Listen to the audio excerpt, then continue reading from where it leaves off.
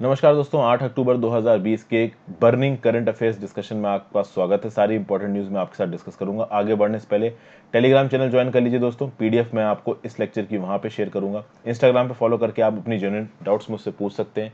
मेरे द्वारा बनाई गई और वीडियोस को देखने के लिए चैनल के मेंबर भी बन सकते हैं। एक जजमेंट आया सुप्रीम कोर्ट का। आपने शाहीन बाग प्रोटेस्ट का नाम सुना होगा। जब सिटीजनशिप अमेंडमेंट आया था उसके अगेंस्ट शाहीन बाग में बहुत मेजर लेवल पे प्रोटेस्ट हुए थे। तो बच्चे, बूढ़ी औरतें और सीनियर सिटीजन्स उतर आए और उन्होंने रोड जाम कर दी, चक्का जाम कर दिया। अब जब ये केस सुप्रीम कोर्ट में पहुंचा तो सुप्रीम कोर्ट ने इस केस में अपना 13 पेज का जजमेंट देते हुए बोला कि देखिए, right to peaceful protest is your constitutional right. आप प्रोटेस्ट कर सकते हैं, ये आपका कॉन्स्टिट्यूशनल राइट है। बट प्रोटेस्ट करने के लिए आप चक्का जाम कर दो, पब्लिक वेज को ब्लॉक कर दो, पब्लिक स्पेसेस को ब्लॉक कर दो, ये आप नहीं कर सकते हो। अगर आपको प्रोटेस्ट करना है तो आप इस तरीके से प्रोटेस्ट करिए कि जो बाकी लोग हैं उनकी डेली लाइफ में डिस्टर्ब हो। अगर आप आके पब्लिक रोड के बीच में खड़े होकर लोगों का मूवमेंट बंद कर दोगे, ये सही नहीं है। यहां पे देखिए संजय किशन पॉल जी क्या बोल रहे हैं। Democracy and dissent go hand in hand, but then the demonstration expressing dissent have to be in designated places alone. The present case was not even one of protest taking place in an undesignated area, but was a blockage of a public way which caused grave inconvenience to commuters. यानी कि आप protest कर रहे हो, आपके पास protest करने का fundamental right है। उस प्रोटेस्ट में आप लोगों ने दूसरे लोगों की रोड ब्लॉक कर दी, वो खड़े हैं जाम लगा के, ये गलत है। तो अगर आपके पास फंडामेंटल राइट्स हैं तो आपके फंडामेंटल राइट्स आइसोलेशन में नहीं है। आपके फंडामेंटल राइट्स कंप्यूटर के फंडामेंटल राइट्स के साथ हैं। तो आपका प्रोटेस्ट किसी और की लाइफ डिस्टर्ब नहीं करना चाहिए। अगर बात की जाए प्रोटेस्ट की, डिसेंट की, तो कॉल साहब ने बोला कि देखिए, जब हमारा फ्रीडम स्ट्रगल चल रहा था तब प्रोटेस्ट और डिसेंट के सीट्स हमारे सामने आए थे, लेकिन उस समय पे था कॉलोनियल रूल। अभी कॉलोनियल रूल के अगेंस्ट जो प्रोटेस्ट था, डिसेंट था, और आज की डेट में जो सेल्फ रूल डेमोक्रेसी है, जो सेंट्रल गवर्नमेंट है, जो सरकार है, उसको आप चुन के लाए हो, उसके बाद वो डिसीजंस ले रही है। तो आप इस रूल को कॉलोनियल रूल के कंपेयर नहीं कर सकते। और कॉलोनियल रूल के खिलाफ जिस तरीके का प्रोटेस्ट होता था, डिसेंट होता था, वो आप यहां नहीं दिखा सकते। यहां पे जो फ्री स्पीच और पीसफुल प्रोटेस्ट है वो इस तरीके से होना चाहिए कि किसी और की लाइफ डिस्टर्ब ना हो। So the rights of peaceful protest, they are subject to reasonable restrictions imposed in the interest of sovereignty, integrity and public order. Public order, road jam करके आप पब्लिक ऑर्डर को तोड़ नहीं सकते। ये बोला सुप्रीम कोर्ट ने। जनरल स्टडीज पेपर 2 में आपको काम आएगा। फिर एक रिपोर्ट निकल के आ रही जिसको प्रिपेयर किया है national centre for disease control ने और दिल्ली गवर्नमेंट को सबमिट किया है। ये बोला जा रहा है कि विंटर के महीनों में केवल अकेले दिल्ली में दिन के 15,000 कोविड-19 के पॉजिटिव केसेस आ सकते हैं। अब तक अगर दिल्ली के डाटा को देखा जाए तो 2324 हेल्थ केयर वर्कर्स को कोविड हो चुका है, जिसमें से 75 की मृत्यु भी हो चुकी है। कहीं ना कहीं एक revised strategy for control of covid version 3.0 सरकार लेके आएगी। अभी तक इसको लाइव नहीं किया गया है। बोला यह जा रहा है कि दिल्ली में जो डेथ्स रिपोर्ट की हैं वो कम रिपोर्ट हुई है, डेथ ज्यादा हुई है। दिल्ली में जो कोविड-19 केसेस है वो ज्यादा है और सर्दियों के महीने में कोविड-19 के केसेस और ज्यादा आने वाले हैं। इसलिए जरूरी है कि जल्दी ही रिवाइज्ड स्ट्रेटजी आए इस रिपोर्ट के बेसिस पे। ओके, इस रिपोर्ट का नाम क्या है? Revise strategy for control for covid version 3.0। इसको प्रिपेयर किया है किसने? National centre for disease control ने। साफ साफ इसको बोल दिया गया है दिल्ली गवर्नमेंट को कि तैयार रखिए। इसको बनाया किसके साथ गया है? तो इसमें कंसल्ट किया गया है एक्सपर्ट ग्रुप, जिसको हेड किया था नीति आयोग के मेंबर वीके पॉल जी ने। यहाँ पे गवर्नर, लेफ्टिनेंट गवर्नर जो है दिल्ली के अनिल बैजल साहब, उन्होंने स्पेशल इंस्ट्रक्शंस रिलीज किए हैं कि भैया वायरस से लड़ने के लिए अरेंजमेंट करिए। अब आप बोलोगे कि दिल्ली में 15,000 कोविड केसेस कैसे आ सकते हैं? देखिए, सर्दियों के समय पे दिल्ली के जो आसपास का पूरा इलाका है, एनसीआर रीजन, उसके बाहर के भी जो इलाके हैं, जो यूपी का बॉर्डर है, जो आपका राजस्थान का इलाका है, हरियाणा है, वहां से भी बहुत सारे लोग दिल्ली में आएंगे इलाज कराने के लिए। क्योंकि विंटर के समय पे तो वैसे भी निमोनिया, सर्दी, खांसी, इस तरीके की जो प्रॉब्लम्स होती हैं वो बढ़ जाती हैं। ऊपर से कोविड-19, तो बहुत भारी मात्रा में लोग दिल्ली में आएंगे इलाज कराने के लिए। इसीलिए दिल्ली में 15,000 केसेस प्रतिदिन आ सकते हैं कोरोना वायरस के। कब? सर्दियों के महीने में। ये एक रिपोर्ट बोल रही है, जनरल स्टडीज पेपर 2 में आपको काम आएगा। फिर एक और डिमांड उठ रही है दोस्तों, स्टेट ऑफ गोरखालैंड की। इसको कुछ दिन पहले मैंने आपके साथ कवर किया था। इस स्टेट ऑफ गोरखालैंड में दार्जिलिंग और आसपास के जो एडजॉइनिंग हिल डिस्ट्रिक्ट्स हैं वेस्ट बंगाल की वो भी शामिल है। आप देख सकते हैं यहाँ पे जो कलरफुल इलाके हैं ये इस प्रपोज्ड गोरखालैंड स्टेट में आएंगे अगर ये कभी बनता है तो। इसके ऊपर प्रॉपर आप कह सकते हो कि एक प्रोटेस्ट सा हो रहा है, हालांकि अभी कोई वॉयलेंट प्रोटेस्ट नहीं है, बस प्रोटेस्ट किया जा रहा है। तो यहाँ पे आप देखो कि जो यूनियन मिनिस्टर ऑफ स्टेट हैं होम के जी किशन रेड्डी साहब, ये मिले किससे, representatives of the Bimal Gurung faction of Gorkha Janmukti Morcha at North Block. इन्होंने बात की, इनकी डिमांड क्या है कि भैया स्टेट ऑफ गोरखालैंड बनाइए जिसमें दार्जिलिंग और ये जो एडजॉइनिंग हिल डिस्ट्रिक्ट्स हैं वेस्ट बंगाल के इनको जोड़ दीजिए।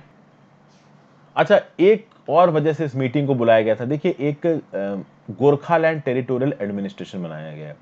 गोरखालैंड टेरिटोरियल एडमिनिस्ट्रेशन एक रीजनल ऑटोनॉमस बॉडी है जो कि एक ट्राईपार्टाइट एग्रीमेंट के चलते बनी है state government of West Bengal, centre और जीजेएम के बीच में।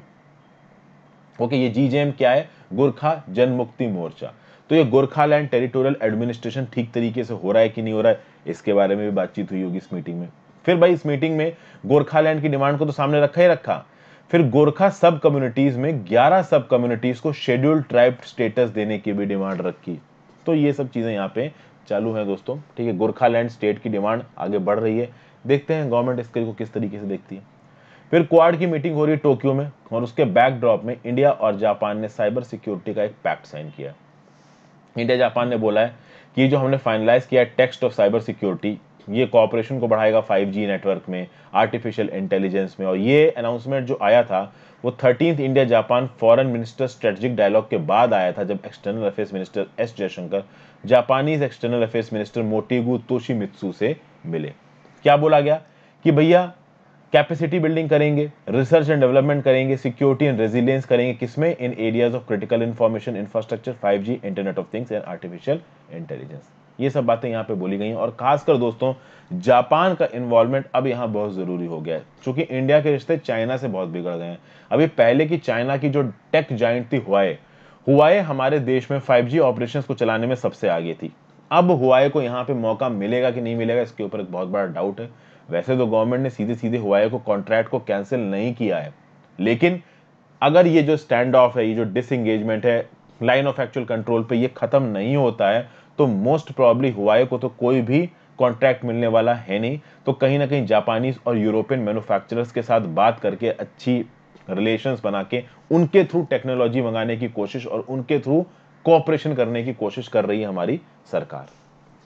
उसके बाद और भी कुछ चीजें, the ministers reiterated the Indo-Pacific region has become more important in the current global circumstances। ठीक है, जापानीज फॉरेन मिनिस्टर ने कहा कि वो $50 बिलियन का येन इमरजेंसी असिस्टेंस लोन देंगे इंडिया को, तो ये तो लोन है, साथ साथ 1 बिलियन येन की वो मेडिकल सपोर्ट ऑफ इंडिया की ग्रांट देंगे। अभी देखिए ग्रांट को वापस नहीं लिया जा सकता है, बट लोन को वापस लिया जा सकता है विद एक इंटरेस्ट के साथ। तो भैया 50 बिलियन येन का एक लोन मिल रहा है जापान की तरफ से इंडिया को। वैसे भी इंडिया को पैसों की जरूरत है, आप देख ही रहे हो स्टेट्स और सेंटर किस तरीके से लड़ रहे हैं जीएसटी कंपनसेशन सेस को लेके। और 1 बिलियन येन का ग्रांट मिलेगा मेडिकल सपोर्ट के लिए, जो कि बहुत जरूरी है। उसके आगे बात की जाए तो रिसेंटली एक न्यूज निकल के आई थी कि कुछ जापानीज नेशनल्स को नॉर्थ कोरिया ने अपडेट कर लिया है। तो उस इशू में जयशंकर साहब ने कहा कि हम आपकी मदद करेंगे। जयशंकर साहब ऑस्ट्रेलियन फॉरेन मिनिस्टर मैरिसा पेन से भी मिले। ये नाम याद रखिएगा, जापान के, ऑस्ट्रेलिया के फॉरेन मिनिस्टर्स के, इंडिया के फॉरेन मिनिस्टर का नाम तो अब तक आपको रट ही गया होगा। नेक्स्ट चलते हैं। तो भैया 2 दिन से नोबेल प्राइज बंटने की न्यूज आ रही है। पहले हमने मेडिसिन के नोबेल प्राइज की बात की, फिर हमने फिजिक्स के नोबेल प्राइज की बात की, ब्लैक होल वाली खोज जिसके बारे में एक अलग से वीडियो आज मैं बनाऊंगा। और अब केमिस्ट्री का नोबेल प्राइज भी यहाँ पे डिक्लेयर हो गया। किसको मिला है ये केमिस्ट्री का नोबेल प्राइज? ये मिला है 2 लोगों को, इमैनुअल चारपेंटियर और Jennifer Doudna. Nobel prize for chemistry 2020। क्या किया इन्होंने? For discovering one of the gene technology sharpest tool, the CRISPR-Cas9 genetic scissors. अब यहाँ पे प्रीलिम्स 2019 का सवाल देखिए, what is Cas9 protein that is often mentioned in news? Option A, a molecular scissors used in targeted gene editing. आप समझ सकते हैं ना, उस समय पे जो ये रिसर्च चल रही थी, उस रिसर्च को काफी न्यूज में, साइंस एंड टेक में कवर किया जा रहा था, तो उससे यूपीएससी ने उस समय पे सवाल बनाया था। अब देखिए, इस CRISPR सिस्टम का प्रयोग करके जो डीएनए सीक्वेंसेस होते हैं हमारी बॉडी, चाहे हमारी बॉडी हो, चाहे प्लांट की बॉडी हो, चाहे एनिमल्स की बॉडी हो, सब में डीएनए सीक्वेंसेस मिलते हैं। ये डीएनए सीक्वेंसेस हमारी फिजिकल प्रॉपर्टीज, हमारे मेटाबॉलिक सिस्टम्स, बहुत सी चीज़ों को डिसाइड करते हैं, हमारा दिमाग कैसा है, हमारी एजिलिटी कैसी है। तो इन डीएनए सीक्वेंसेस को जोड़ना, घटाना, अल्टर करना, ये सब कुछ हो सकता है इस CRISPR-Cas9 जेनेटिक सीजर्स के through. Cancer treatment, inherited diseases को क्योर करना, प्लांट इनब्रीडिंग को ठीक करना, ये सब चीज़ें हो सकती हैं इस टेक्नोलॉजी के थ्रू। यहाँ पे जो एमेनुअल शार्पेंटियर जी हैं, ये एक बैक्टीरिया स्टडी कर रही थी जिसका नाम था स्ट्रेप्टोकोकस पायोजेनिस। ओके, अब इस बैक्टीरिया में इनको एक मॉलिक्यूल मिला जिसका नाम था ट्रेस CRRNA। बाद में पता चला कि जो ट्रेस CRRNA है, ये बैक्टीरिया के इम्यून सिस्टम का पार्ट है। यानी बैक्टीरिया जो लड़ाई कर लेता है ना, सुपर बग्स का नाम सुना होगा आपने, कि भाई उनके ऊपर एक समय के बाद दवाइयां इफेक्ट करना कम कर देती हैं।